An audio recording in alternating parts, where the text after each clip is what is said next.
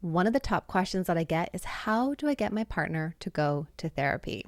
Let me first start by saying that relationships are a journey. They can be filled with connection and periods of deep play and joy, and they can also be marked with seasons that are more challenging and difficult compared to others. Whether a relationship is going through a hard season is not necessarily an indicator of whether that is a healthy relationship or not, but instead it reflects the normal changes that we all experience in a long-term relationship.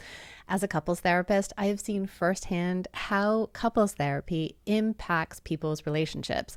And I think it's equally important to acknowledge that therapy is more effective when we don't wait so long.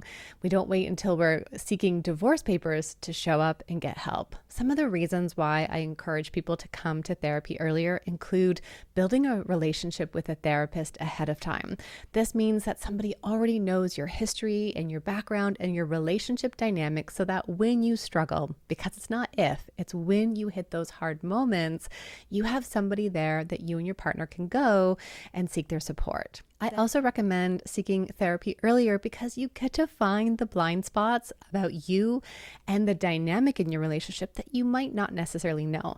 I love the analogy of my car. I'm not going to open the hood and change the oil myself. It's not a skill that I've learned. If there's a sound that I'm not familiar with, I'm not going to open the hood and start looking at things. That is not my area of expertise. But instead, I bring my car to the auto shop. I bring it to the mechanic, and they are going to use their expertise to help fix the car and to find out what's really happening. Couples therapy and therapy in general is the same thing. When we don't know what our blind spots are, we go to the experts to be able to find those things. Now, the other thing about couples therapy and therapy in general is that it enhances your communication and intimacy. You will learn skills and tools that are going to help you weather those hard moments when they show up in your relationship. There's one common struggle that shows up between partners when it comes to seeking therapy, and that is that one partner is not ready or willing to go. Oftentimes in heterosexual relationships, this tends to be the man or the husband who is not ready to participate. But before talking about strategies to help this person explore therapy, I want to talk about some common strategies that end up backfiring for us first. Now, the first thing that people tend to do is they talk about going to therapy in times that are not convenient or in difficult moments. So for example, you're having a door handle conversation with your partner where they're out to work, they're off to a big meeting, or you're with the kids getting up the door. Maybe there's a big stressor that's going on for your partner, or you bring up therapy in the middle of a fight. These are moments that are not going to be conducive to your partner being open and willing to engaging in this conversation or even considering going to therapy. We also present to our partner therapy as a non-negotiable. This will automatically build resistance from your partner. And actually, the term is called psychological reactance. When you tell someone what to do, they will automatically dig in their heels, resist doing what that is, and end up doing the opposite. So we don't want to feel forced into doing something, but instead we want to feel like we have power, freedom, and control in the choices that we make. And when we make things a non-negotiable, like going to therapy, we often lack the understanding for the reason behind it. The other common thing that we do to backfire is we go in from the top down instead of doing more bottom up strategies, which I'll talk about later on in the video here. Top down strategies often sound like you already know what it is that you want, already knowing that you need to go to therapy. And so you're coming in saying, this is something that we need to do. This is something that we must do. And so you've had all of this time leading up to this moment before you share it with your partner, and they then feel forced into it. They don't have the rationale behind it, and they don't understand the reasoning for it. They need time to catch up to you in your way of thinking about why we need to go to therapy. So you're already ahead of your partner. But bottom-up approaches are often really helpful in our relationships because they are more collaborative and they help the other person understand what is and what isn't working. Another common strategy that ends up backfiring for us is we circle around the issue. Instead of being direct in our communication around why we should go to therapy, we find maybe a softer spot to land saying, well, maybe we could talk about parenting, or maybe we could talk about the stress that you're feeling at work. These indirect approaches don't end up helping your partner see the severity of what's happening for you or between the two of you, or even to truly understand how you are feeling and what you are struggling with specifically in the relationship. And this is a common strategy that I see many women get stuck in, which is that we are unclear and we are vague in our needs when it comes to communicating our wants and wishes to our partner. And what is more effective is when we are clear and we offer what we hope to get out of something. All right, let's move into some ideas for how we can talk to our partners to help them be more on board to go to therapy. All right, let's talk about 10 different strategies that you can use to help get your partner on board to go to therapy. Now, the first thing is so important because what you are doing is you are offering an understanding with your partner, and that is for you to understand their hesitation. Remember, I had already said not to come in top down, but instead we want to sit beside what they are feeling. In therapy, we call this rolling with the resistance. So before offering the topic, I think it's really critical to understand why your partner might be hesitant. Some common issues around this are, first, a lot of people hold stigma and misconceptions around therapy. So specifically for men, they might feel like therapy is the last spot to go, that if we're going to therapy, it means we are in crisis. It means that there is something wrong with us, and it means that we are getting a divorce. It also means that there's a lot of weakness around having to seek somebody outside of their relationship to be able to help and support them. And I think once we can understand this, we can then start talking about how normal it is to be able to seek help for things that we are not experts in. Remember, we often are decent communicators in our relationships, but we are prone to repeating old patterns that we learn watching our caregivers while growing up. And when we become distressed, we start to repeat and reenact those old patterns that then leave us feeling disconnected and further apart. This doesn't mean that you are weak, bad, or inadequate. It means that there is a space to learn skills to try to do something different. I think a lot of men hesitate going into therapy because they are afraid of being blamed. So many people, especially when it comes to seeing another female therapist, say things like, well, she's just going to take your side. And I want to firsthand say that when a couple sits in front of me, I am objective to both of them, and I'm understanding three different things that are happening. How in a heterosexual relationship, how she contributes, how he contributes, and then how their dynamic interacts. And it's really the dynamic that I'm working with in therapy. And I say to all of my clients, it's neither one of your faults for how you got here, but rather it's the dynamic and the way that you interact or dance together that is the bad guy in the room here. And this is the one that we want to become a team to be able to start to change. So I think it's important to understand that if your partner feels like there's going to be a blame game, for you to be able to say to them, that's not what the therapist is there for. A couples therapist, we are not here to find who is right or wrong. My opinions about how I parent or how I experience my values in my relationship do not come into the room. Instead, this is about what's going to work for both of you. And we also want to find the challenge that's preventing you both from connecting. So there's no bad partner when it comes to couples therapy. All right, the other hesitation here is often around doing something that is not familiar. And I think we can really appreciate this experience. Let's contextualize what it means to sit in front of a stranger where you don't know them and you are sharing some of your most intimate and private moments. When it comes to you wanting to have your partner come to therapy with you, we need to first sit in acknowledging that this is really hard. If you happen to be someone who's gone to therapy before, then you can express to them maybe even some of your first time jitters that you had before sitting across from somebody, and to also even talk about how normal it is that it feels awkward and uncomfortable. When I sit across from my clients, I remind them that this is a relationship that we are building. It's a different kind of relationship.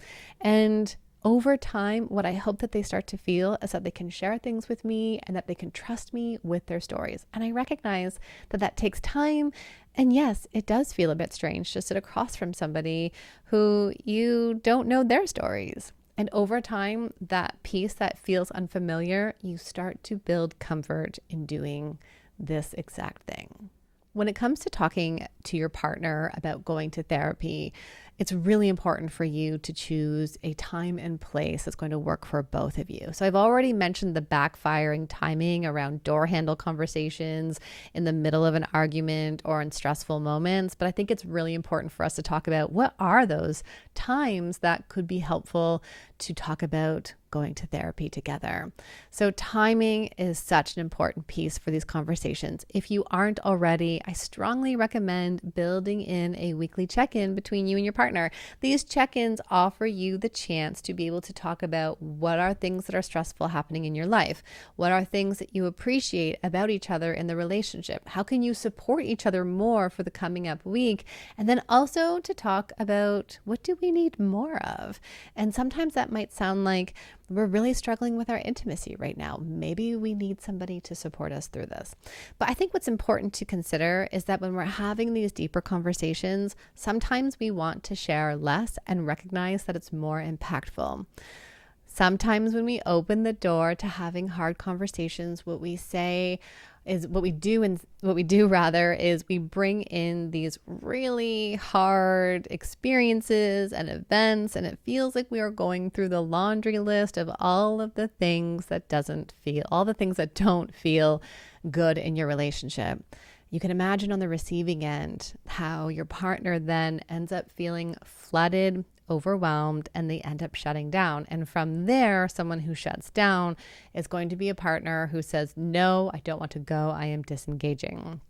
So remember that in these harder conversations, less is actually more.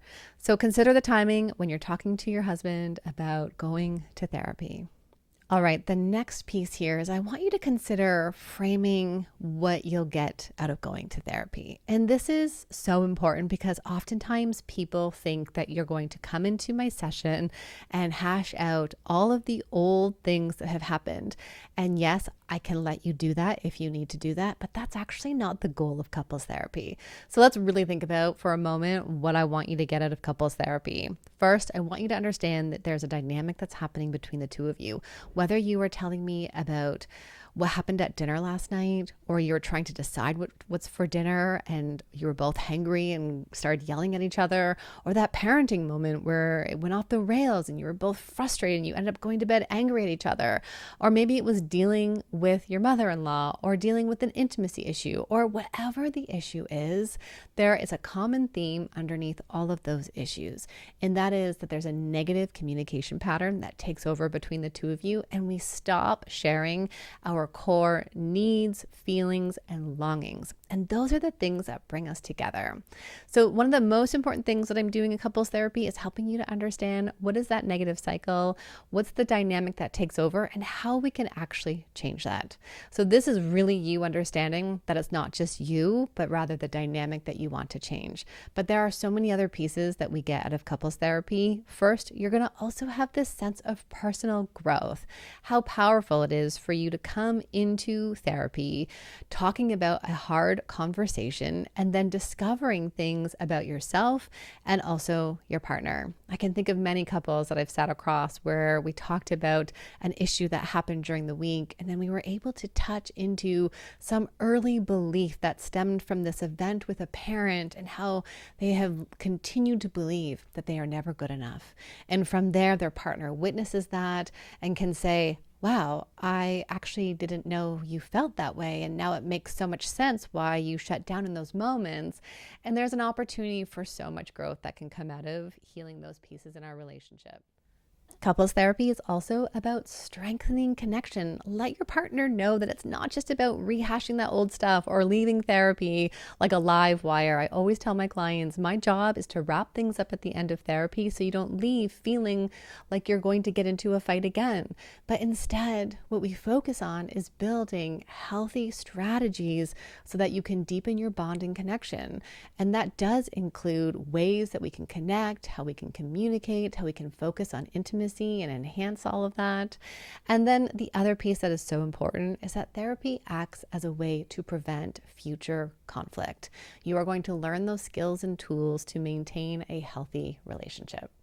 All right, let's talk about another piece for you to get your partner on board to go to therapy. And I think this is so important that you spend time expressing how you are feeling in the relationship. Now, when we tend to go to our partners wanting to talk about what's happening in the relationship, we focus on you. And we say things like, you aren't paying attention to me. You don't initiate with me. You are always angry, defensive, critical. And when we focus on you, what we're doing is we're heightening their defensive response. And we also send them into a fight or flight mode, of course, because when someone starts a sentence with you and points out the things that they're not doing, you want to defend yourself and you go into a self-protective mode. That makes sense. So what's really important when it comes to communicating about your wish to go to therapy is to use I statements. So I statements are about connecting this to what's happening inside of you. What is the feeling? And feelings are not, so here's a common challenge that people tend to do. We tend to say, I feel, but connect it to an assumption or a perception. I feel like you never help out. I feel like you're always on your phone. I feel like I'm not even that important to you. These are not feelings. These are assumptions and perceptions, and it's one of the biggest mistakes every client makes when it comes to sharing feelings in my therapy room. So when it comes to you talking to your partner about why you want to go to therapy, go inwards and ask yourselves, what is the feeling I'm having about our relationship? Do I feel sad? Do I feel disconnected? Do I feel anxious, hurt, distant? Grief, loss, those are all feelings. And then connect it to what's happening in your relationship. Be careful not to criticize their character, but instead talk about behaviors. So an example I feeling statement might be something like, I want to understand each other better because I'm feeling disconnected and I know life is so busy for both of us. So action number 4 around expressing your feelings is really about getting clear on what's happening for you in the relationship. This is where you don't want to be vague. And it's also where you want to talk about what you envision being better or different for you. I feel distant from you. I'm feeling lonely. It's been hard for me to communicate with you, and we are getting stuck. And I think we could be doing better. And one of the ways we could do that is by going to therapy, and it would be really beneficial for both of us. Notice in that statement, there is no blame, there is no attacking of the other person, and I'm talking about all of the things that I need and how I want to move forward. Sometimes our partners in those moments might not be able to understand, but what's important is that you've expressed it. Also, to remember that having this conversation is not about communicating at once, but instead you're likely going to come back to this conversation several times before you get to the, okay, let's go through it. And as I mentioned earlier, remember that you have come to this decision already and your partner needs time to meet you at the level that you are at. Or you could view it this way, and your partner is meeting you up here at this level. They need to uplearn with you in order to join you in this process. Okay, let's go into something else that's really important here, and that is that you need to make space for your partner's concerns.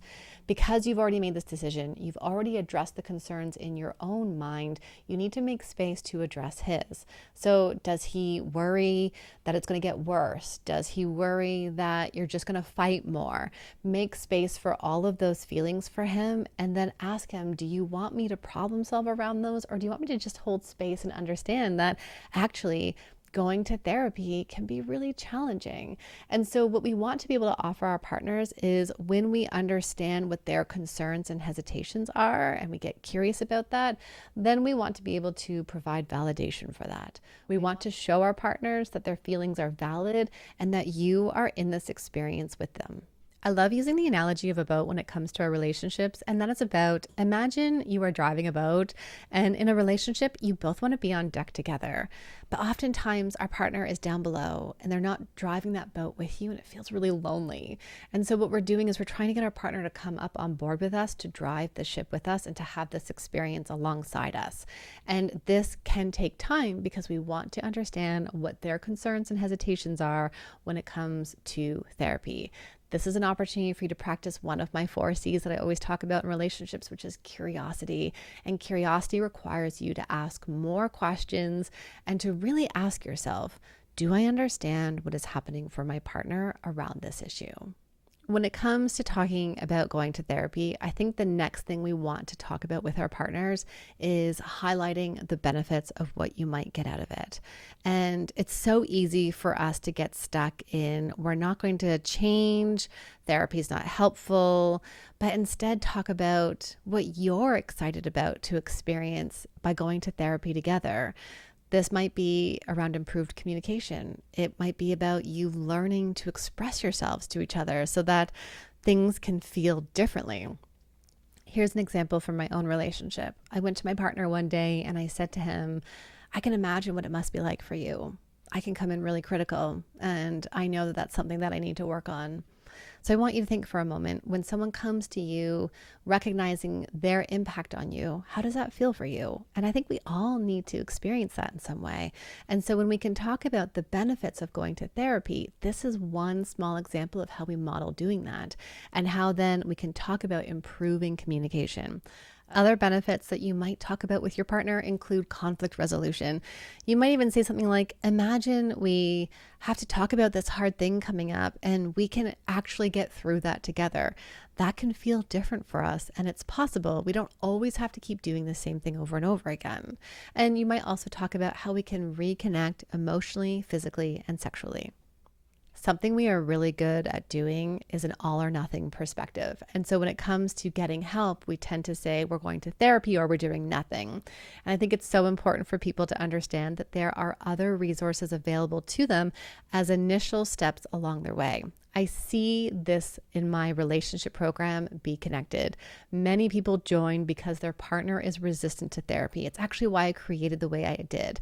People can join as a couple, or many women join on their own because their partner isn't ready for therapy. And what I've seen for so many of my members is that after a few months of doing the program and them making the changes for themselves, their partner becomes curious about the program, joins the program as well, starts to do the videos and the guides with them, and sees the effects and benefits of this. And then for some of them, they move on to going to therapy if it's needed. So I think it's really important for people to understand that any kind of work we do on a relationship is still better than nothing. So avoid getting stuck in an all or nothing. So finding those alternative resources, whether it's a self-help book, an online program from a trusted professional, some kind of challenge, those kinds of things can be great stepping stones. It's not a replacement for therapy, but it can be a helpful starting point for your partner, and it might also feel less threatening. This one goes without saying, but I think it's so important for us to label it here, is that we want to be patient and respectful with our partner when it comes to going to therapy. This means that you do not want to be giving an ultimatum unless this is really what you are intending to do. Ultimatums are like throwing grenades into our relationships. It escalates the emotional safety that we feel in our brain. And unless you plan to follow through with that ultimatum, please don't use therapy as a threat to the relationship. So remember that we all move at our own pace, and it's so important to be respectful to what your partner is experiencing. This respect does not mean that you have to tolerate negative, harmful, and disrespectful behavior. That is a different conversation. But if they are struggling to seek therapy, then I think this next piece is really important for you. And that is for you to seek therapy for yourself. One of the most powerful things I understand about our relationships is that we exist in this system. So you already saw me talk about this dynamic. It's an infinity loop that takes over in our relationship. What we know from systems theory is that when one person changes, there's an opportunity for that change to impact the entire cycle. So if we think about you rotating, and if you start to do something different over time, your partner might start to do something different with you as well. This takes time, but it emphasizes that We only get to choose for ourselves. We can't control other people. And that it's actually quite empowering for you to recognize how you contribute to the relationship dynamic and for you to start making those changes. So my point here is don't fall into hopelessness that nothing is ever going to change, but instead find that sense of agency within you so that you can make a change in terms of how you feel when you show up in your relationship. All right, this last one I think is so important, especially when it comes to our community of men. And that is, can your partner talk to a trusted outsider of your relationship? Is this another dad with the dads at the park and the kids? Is this a sibling? Is it a trusted parent figure? Is it somebody at work? What I know to be happening for men is that they feel so much shame around opening up about their needs for mental health services or their struggles with depression and anxiety. And yet I also know this to be true. We are not immune to struggling. Both men and women struggle in their relationship. And so it's so important for them to be able to talk to others where they feel safe and connected to do so. So is this about talking to another man, or is it even about a trusted female on your team who talks about their therapy experiences and you can say, hey, tell me what that's like. Here's something that I think is really important is that there are sometimes people who exist outside of the two of you that can say, you can do something different. You can feel something different. I've been to therapy and this is how it helped us. And that it's so important for men to show up with vulnerability because that also then opens the door for the other people around them to have those conversations as well. Wrapping up, encouraging your husband to attend couples therapy can be a delicate process, but with empathy, patience, compassion, and understanding, it is possible to help your partner overcome those barriers. Now, there is another really important thing for us to consider when it comes to therapy, and that is that together you need to make this work in your calendar and also to find the right fit. So ensure that you and your partner together talk about what works in terms of whether it's a virtual or in-person appointment, what kind of therapist you want to see, and also what kind of therapy you want to engage in. And having your partner involved in that process can also be really helpful in allowing them to feel a sense of power and agency. Remember, the goal is to build a healthy and strong relationship, and it is not about finding the bad guy, but instead it's about you taking steps to help you and your partner build a healthy and connected relationship.